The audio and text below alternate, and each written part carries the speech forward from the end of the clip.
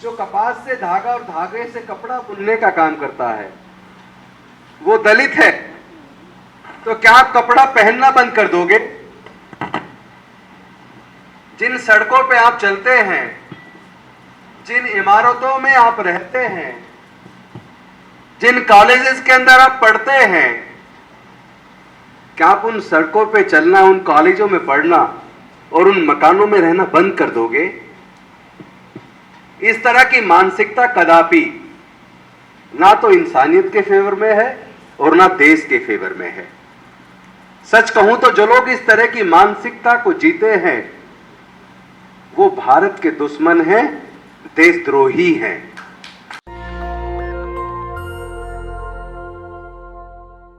देने वाले डॉक्टर बाबा साहेब अम्बेडकर के चरणों में कोटि कोटि नमन करते हुए प्रोफेसर मनोज झा जी, डॉक्टर शशि जी, प्रोफेसर तिरुमल जी, प्रोफेसर तिवारी और सभी साथियों को क्रांतिकारी जय भीम।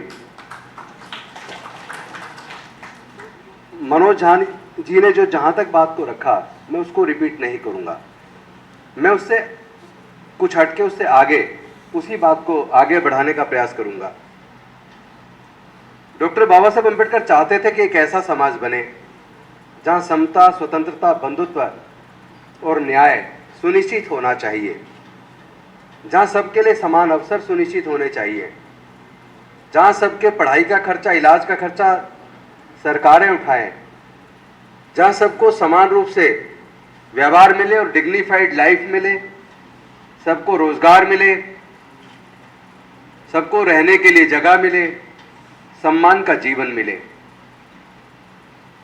अनफॉर्चुनेटली जिस तरह का भारत डॉक्टर बाबा साहेब अम्बेडकर बनाना चाहते थे वो भारत उस तरह का बनने की बजाय पिछले 10-15 सालों में और ज़्यादा बदतर स्थिति की तरफ बढ़ा है। वो भी सही एग्जाम्पल उन्होंने दिया था कि जब वो टीचर ने कहा कि आप आओ इस सवाल को सोल्व करो, तो जो बाकी छात्र थे तुरंत ब्लैक बोर्ड की तरफ दौड़े और उन्होंने अपने खाने को उठाया। स्थिति कुछ उससे अब ज़्यादा बदली नहीं है। अभी पिछले दिनों आप लोगों ने करीब 3 महीने पहले उत्तराखंड के चंपारण की वो घटना सुनी होगी जिसमें एक दलित महिला को स्कूल के अंदर मिड डे मील बनाने के लिए इंटरव्यू लेकर सेलेक्ट किया और उन्होंने एक भोजन माता के रूप में वहाँ खाना बनाया। सब बच्चों ने खाना खाया। नेक्स्ट डे जैसे ही बच्चों को ये बताया गया कि ये भोजन माता दलित है, आधे बच्चों ने खाना नहीं खाया और उससे अगले दिन बाकी सब ने भी खाना खाने से इनकार कर दिया। होना तो ये चाहिए था कि बच्चों को समझाना चाहिए था, बच्चों को समझाने की बजाय उस भोजन माता को नौकरी से निकाल दिया। हम किस तरह पढ़ रहे हैं? क्या बदला? बल्कि यहां से एक सवाल जरूर पैदा होता है। देश के अंदर खेतों में जो मजदूर अन्न उगाने का काम करता है वो मजदूर तो उसी दलित वर्ग से है, तो क्या आप खाना खाना बंद कर दोगे? जो कपास से धागा और धागे से कपड़ा बुनने का काम करता है वो दलित है, तो क्या आप कपड़ा पहनना बंद कर दोगे? जिन सड़कों पे आप चलते हैं, जिन इमारतों में आप रहते हैं, जिन कॉलेजेस के अंदर आप पढ़ते हैं, क्या आप उन सड़कों पे चलना, उन कॉलेजों में पढ़ना और उन मकानों में रहना बंद कर दोगे? इस तरह की मानसिकता कदापि ना तो इंसानियत के फेवर में है और ना देश के फेवर में है। सच कहूं तो जो लोग इस तरह की मानसिकता को जीते हैं वो भारत के दुश्मन हैं, देशद्रोही हैं। जो लोग इंसान इंसान में भेद पैदा करते हैं, जो जाति और धर्म के नाम पे नफरत पैदा करते हैं, सच मायने में वही लोग देशद्रोही हैं। अभी पिछले दिनों 15 मार्च को राजस्थान के पाली में जितेंद्र मेघवाल के होनहार खूबसूरत नौजवान को, जो कोविड हेल्थ वर्कर था, उसको सिर्फ इसलिए हत्या कर दी गई कि वो दिखने में सुंदर था और मूछें ऐसे तना के रखता था। सोशल मीडिया पे किसी से हॉट आर्गुमेंट्स हुआ और उसकी हत्या कर दी। हत्या के बाद इन्वेस्टिगेशन में जब उसको इंटेरोगेट किया मुलजिम को, तो मुलजिम ने कन्फेशन किया कि मैंने जितेंद्र मेघवाल की हत्या इसलिए की है क्योंकि वो दिखने में सुंदर और इस तरह की मूछें रखता था, मुझे बहुत बुरा लगता था। तो आप मूछें रखने मात्र पे मतलब खूबसूरती को भी आप जाति और धर्म तक सीमित करोगे क्या? इंसानियत का गला घोटने वाले, उनको पता ही नहीं है तुम देश का गला घोट रहे हो, देश की खुशहाली और तरक्की का गला घोट रहे हो। आप इंसानियत के दुश्मन हो। आपको समझना चाहिए कि अगर हम भारत से प्यार करते हैं तो भारत में रहने वाले सभी लोगों से हमें प्यार करना होगा। हम अपने हक और अधिकार को तो सुरक्षित रखना चाहते हैं, लेकिन अपने सामने वाले के अधिकार की इज्जत नहीं करते। ये तो नहीं चलेगा। जिस एक घटना में सिर्फ इसलिए बताई है कि ऐसी हजारों घटनाएं देश के कोने कोने में रोज होती हैं। और प्रोफेसर साहब तो बहुत खूबसूरती के साथ न्याय की इस लड़ाई को सड़क पे भी और संसद के अंदर भी लड़ रहे हैं। हम भी वर्षों से, जब कभी 85 में रामदास कॉलेज में एडमिशन लिया था, तब से पहले से 83 में जब 10th पास किया, तब से लगातार लड़ते आए और आज तक भी लड़ रहे हैं। समझ नहीं आता कब भारत में इंसानियत को लोग इज्जत करेंगे और जाति और धर्म के नाम पर उन्माद को बंद करेंगे, कब लोग अपने अंदर के जातिवाद को मारेंगे। लेकिन एक बात मैं आप सबके बीच कहना चाहता हूं, हम लोग सब लोग जितने दलित पिछड़े आदिवासी वर्ग के लोग हैं, हम सब लोग ये कहते हैं कि हमारे साथ जातिवाद होता है, उत्पीड़न, जाति की वजह से उत्पीड़न होता है। लेकिन जो लोग हमारे साथ जातिगत उत्पीड़न करते हैं, उनकी तरफ उंगली उठाने से पहले एक बार अपनी तरफ देखिए, क्या हमने अपने अपने अंदर के जातिवाद को मार दिया है? क्या हम आपस में रोटी बेटी का रिश्ता कर रहे हैं? क्या हम सब लोग अपने अपनी जाति को महान नहीं बता रहे हैं? कोई संगठन चलाता है और अपने गांव में बोर्ड लगाता और उस पर लिखता है द ग्रेट चमार, द ग्रेट वाल्मीकि। इसका मतलब यह हुआ, जब आप अपनी जाति को महान बताएंगे, इसका मतलब आप जाति व्यवस्था को मजबूत कर रहे हैं। और जब आप जाति व्यवस्था को मजबूत करते हैं तो कहीं ना कहीं जातिवाद को मजबूत करते हैं। जब तक जातियां रहेंगी तब तक जातिगत उत्पीड़न रहेगा, क्योंकि जो आपके साथ जाति की वजह से उत्पीड़न होता है, वो जातिगत उत्पीड़न जाति की वजह से हो रहा है। और जाति जब तक जिंदा रहेगी तब तक जातिगत उत्पीड़न रहेगा। डॉक्टर बाबा साहब अम्बेडकर इस बात को समझ गए थे कि ये जाति की वजह से उत्पीड़न है। जब तक इस जाति को छोड़ेंगे नहीं, तब तक हमें मुक्ति मिलने वाली नहीं है। इसीलिए पहले उन्होंने हिंदू रहते हुए हिंदू धर्म के अंदर सुधार का प्रयास किया, जातिगत भेदभाव खत्म हो, सबको समान अवसर मिले, सबको न्याय सुनिश्चित हो, समता, स्वतंत्रता, बंधुता और न्याय सबको मिले, आपस में एक दूसरे के अधिकार की सब इज्जत करें।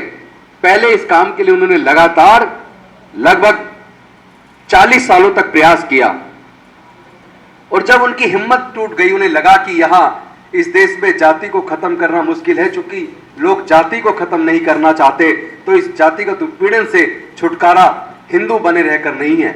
तभी उन्होंने संकल्प किया कि मैं हिंदू पैदा हुआ लेकिन हिंदू मरूंगा नहीं। और अल्टीमेटली 14 अक्टूबर 1956 को उन्होंने बुद्ध का धम्म अपनाया। और एक खूबसूरती देखिए बुद्ध के धम्म की। बुद्ध के धम्म में जो वे ऑफ लाइफ है, ये धर्म नहीं है, संप्रदाय नहीं है, ये वे ऑफ लाइफ है जो आपके जीवन में शांति पैदा करती है, आपके जीवन में खुशहाली लाती है, आपके दुखों को कम करती है। और उस दुख को कम करने के मार्ग को जो भारत से शुरू हुआ, वो दुनिया के 56 देशों में पहुंच गया। दुनिया उसको अपना रही है।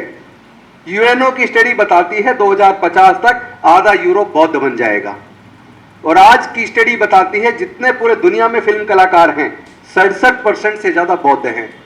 और जिस तरह ये युद्ध का वातावरण है, धर्म के नाम पर उन्माद है, जाति के नाम पर दंगे हैं, इससे पूरे दुनिया के अंदर वो वातावरण बन रहा है जहां एक दिन दुनिया के लोग कहेंगे अब बस करो, अब हमें शांति की तलाश है और शांति के लिए सबको बुद्ध के थंब में आना होगा। एक तो ये बात थी जो मुझे करनी थी, और दूसरी बात ये करनी थी कि भारत में जैसे आप सब जानते हैं हजारों साल तक धर्मशास्त्रों में लिखकर 90% देश के लोगों को, जिसमें देश की महिलाएं भी हैं, चाहे वो किसी भी जाति और धर्म की क्यों ना हो, उनको हजारों साल तक पढ़ने लिखने पर धार्मिक बंदिश लगा के रखी गई, उनको व्यापार करने पर धार्मिक बंदिश लगा के रखी गई, उनको संपत्ति अर्जित करने पर धार्मिक बंदिश लगा के रखी गई। और महिलाओं को तो यहां तक था कि अगर वो जवानी में विधवा हो जाए तो उनको पूरी जिंदगी सर मुड़ाकर सफेद वस्त्रों में अंधेरे कमरे में रहना होता था। मैंने तो रामदास कॉलेज में सेकेंड ईयर में पढ़ा था द डार्क रूम, वो मेरे कोर्स में था। R.K. नारायण ने लिखा वो प्ले, उसमें बकायदा यही बताया। द डार्क रूम का मतलब ये था कि हमारे देश की जो महिलाओं की स्थिति है उसका वर्णन है उसमें। तो हमारे देश का इतिहास ऐसा गौरवशाली है। जो लोग कहते हैं कि पहले सतयुग था अब कलयुग आ गया, मैं कहता हूं पहले कलयुग था अब सतयुग आ गया। अब महिला को पति के साथ, उसकी चिता के साथ जलने की जरूरत नहीं है। अब पति के मरने के बाद पूरे जिंदगी सर मुड़ाकर अंधेरे कमरे में अपना पूरा जीवन बिताने की बजाय वो दूसरी शादी कर सकती है। अब उसका पति जालिम और क्रूर है, प्रताड़ित करता है, पूरी जिंदगी उसके साथ गुजारने की बजाय अब वो तलाक ले सकती है। पति अगर उसको छोड़ दे तो वो अपने बच्चों के लिए और अपने लिए गुजारा भत्ता ले सकती है, और अगर उसको बच्चे नहीं होते तो वो बच्चे गोद ले सकती है। अब उसको पति और पिता की संपत्ति में हक है। आज अगर उसके साथ कोई जुल्म करे तो रेप का मुकदमा दर्ज करके सालों साल सलाखों के पीछे सड़ाया जा सकता है। तो आज को सतयुग कहेंगे दलित और महिलाओं के लिए, पिछड़ों के लिए, आदिवासियों के लिए, या उस समय को सतयुग कहेंगे जब शंभुक ऋषि की हत्या सिर्फ इसलिए कर दी कि वो अछूत होकर तपस्या क्यों कर रहा है, उसको तपस्या करने का अधिकार नहीं है। मेरा तो ये मानना है कि हमारे लिए तो आज सतयुग है, कम से कम संविधान की दृष्टि से हम बराबर हैं। और अगर कोई उत्पीड़न करता है तो मेट्रोसिटी एक्ट में मुकदमा तो दर्ज करवा देते हैं। कम से कम आज हम साथ बैठ के पढ़ तो रहे हैं। आज हम लोग साथ पढ़ के, यहां से पढ़ के, अब विद्वता हासिल करके, ज्ञान हासिल करके बड़े बड़े पद तक तो पहुंच रहे हैं। मैं अगर आज मंत्री हूं, अगर डॉक्टर बाबा साहेब अम्बेडकर हमारे पढ़ने के रास्ते ना खोलते तो रिजर्वेशन की व्यवस्था ना करते तो शायद ना मेरा रामदास कॉलेज में एडमिशन होता, ना मैं लॉ फैकल्टी में एडमिशन होता, ना मैं फिर विधायक बनता, ना मैं वकील बनता, और ना आज मैं मंत्री बनता। तो मैं तो आज जो कुछ बना हूं, शशि जी अगर यहाँ एक प्रोफेसर के तौर पे बैठी हैं, सुरेंद्र जी बैठे हैं, MP सिंह जी बैठे हैं, गजेंद्र जी बैठे हैं, हम सारे लोग अगर आज आपके साथ बैठकर वैचारिक चिंतन कर रहे हैं तो ये रास्ता केवल और केवल डॉक्टर बाबा साहेब अम्बेडकर ने दिया।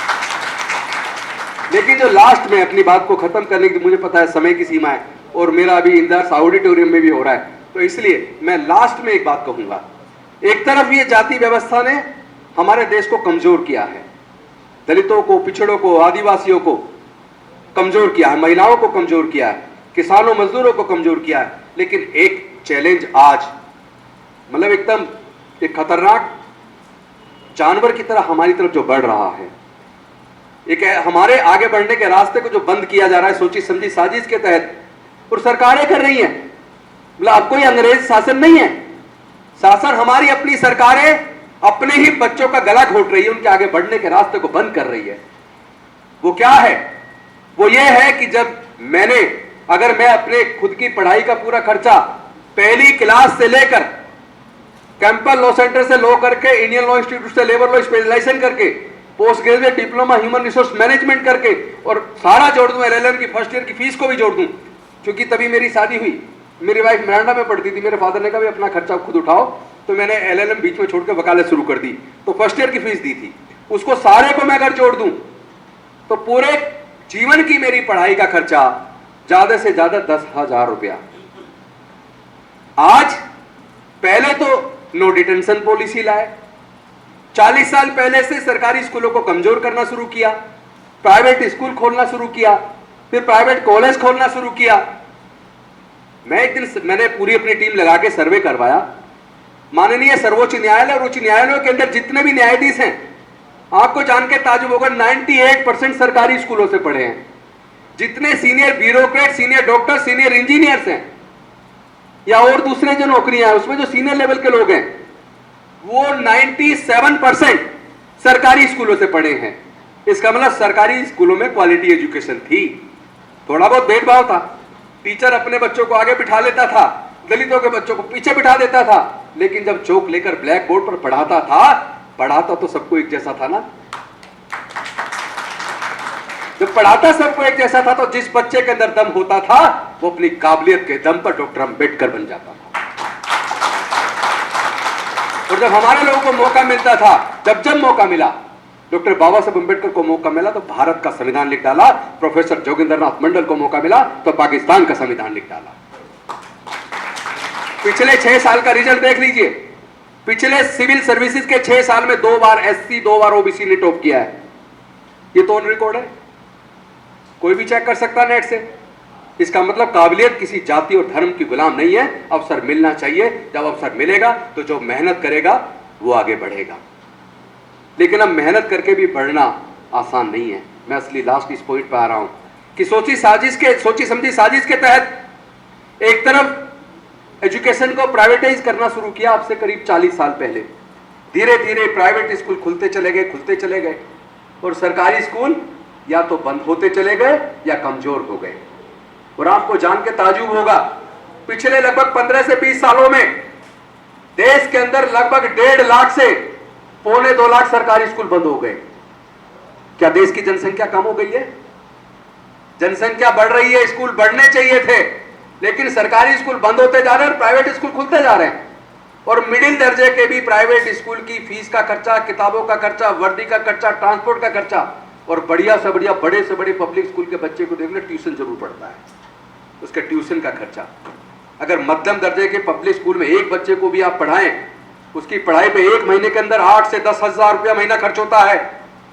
हर परिवार में कम से कम 2 बच्चे हैं तो 2 बच्चों की पढ़ाई के लिए केवल 15 से 20 हजार रुपया 2 बच्चों को पढ़ाने के लिए चाहिए, चाहे वो किसी भी जाति धर्म के बच्चे क्यों ना हो सकता है अनुसूचित जाति जनजाति के लोग, उनकी पूरे परिवार की इनकम को जोड़ ले तो 8 से 10 हजार रुपया महीना निकलेगी 98% लोगों की। 15 से 20 हजार रुपया महीना निकलेगी 99% की। 1% लोग हो सकते हैं अपने इन प्राइवेट स्कूलों के खर्चे को उठा पाए। और अगर मैं जनरल कैटेगरी की बात करूं, चूंकि ये केवल हमारे साथ नहीं हो रहा है कि ये जुल्म हमारे साथ है, जो लोग चुपचाप रह के भक्ता के नारे लगा रहे हैं वो भी सोच रहे हैं उनके बच्चों का भविष्य अंधकार में होने वाला है। जिस तरह प्राइवेटाइज किया जा रहा है एजुकेशन को, तो जो लोग जनरल कैटेगरी के हैं उसमें भी 90% लोग ऐसे हैं जो अपने बच्चों की लाखों रुपए साल की पढ़ाई का खर्चा नहीं उठा पाएंगे। ये तो स्कूल की स्थिति है। अब आ जाइए कॉलेज में।